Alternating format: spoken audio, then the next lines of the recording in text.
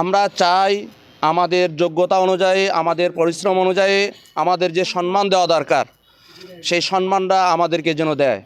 আমরা স্কেলের আওতায় আসতে চাই, কারণ আমাদের যে পরিশ্রম, আমাদের যে মেধা, আমাদের যে যোগ্যতা, সেই অনুযায়ী আমাদেরকে সেই স্কেলে নিয়ে আসা হয় নাই। এটা বৈষম্য আমি মনে করি। আমরা সবাই এটাকে বৈষম্য মনে করি। আমরা বৈষম্য দূরীকরণের জন্যই 4ই আগস্ট আন্দোলন করা হয়েছে। যদি এখনও বৈষম্য থাকে তাহলে তো আমরা এই আন্দোলনে দেশকে স্বাধীন করার কি সার্থকতা থাকলো। তাই আমরা সকল মেডিকেল কেয়ারটেকার রাজশাহী বিভাগের পক্ষ থেকে আমরা জোরদার আবেদন জানাই যেন আমাদের দাবি দেওয়া পূরণ করা হয়। আমরা 1992 সাল থেকে আমাদের এই প্রকল্প চলমান আছে।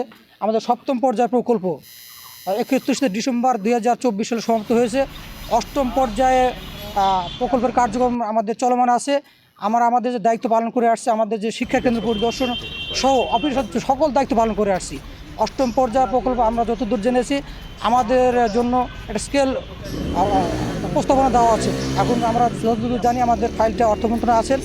আমাদের দাবি একটাই, স্কেলটা যেন বাস্তবায়ন হয়। কারণ আমাদের সাথে একই সাথে নিয়োগ আমাদের মাস্টার ট্রেনারগণ, ওনাদের আজ থেকে প্রায় 10 বছর আগেই স্কেল বাস্তবায়ন হয়েছে। ওনারা গেটভুক্ত বেতন এবং সকল সরকারি সুযোগ পাচ্ছেন। কিন্তু দুঃখের বিষয় যে আমাদের একই সাথে নিয়োগ হবে, আমরা আজও পর্যন্ত আমরা গ্রেডের অন্তর্ভুক্ত হতে পারিনি। তো আমাদের সর্বনিম্ন আমাদের যে যোগ্যতা আপনারা জানেন যে আমাদের সর্বনিম্ন ডিগ্রি পাস, এবার মাস্টার ডিগ্রি অনার্স মাস্টার যোগ্যতা সম্পর্কে আমাদের সহগুণ আছেন। আমাদের একটাই দাবি যে আমাদের সর্বনিম্ন যে যোগ্যতা অনুযায়ী স্কেলটা বাস্তবায়ন। তো অবশ্যই যেন 8ম পর্যায়ে আপনাদের মাধ্যমে আমাদের ঊর্ধ্বতন কর্তৃপক্ষ আমাদের দৃষ্টি আকর্ষণ করছি। পাবনা জেলার আটঘর উপজেলা মডেল কেয়ারটেকার দীর্ঘদিন ধরে আমরা বৈষম্য শিকার। আমাদের পরিবার পরিজন নিয়ে এত কষ্টে আছি। উপরে দেখা যায় যে ভালোই, সবাই মনে হয় জানে যে এরা যথেষ্ট সম্মানই পায়, এবং অনেকে ভাবে যে ইউনো স্যার থেকে শুরু করে অনেকেই জানে যে আমরা একটা সম্মানজনক অনেক ভালো বেতন পাই। কিন্তু আমাদের অবস্থা এমন যেটা বলার মতো না, আমরা বলতে পারি না।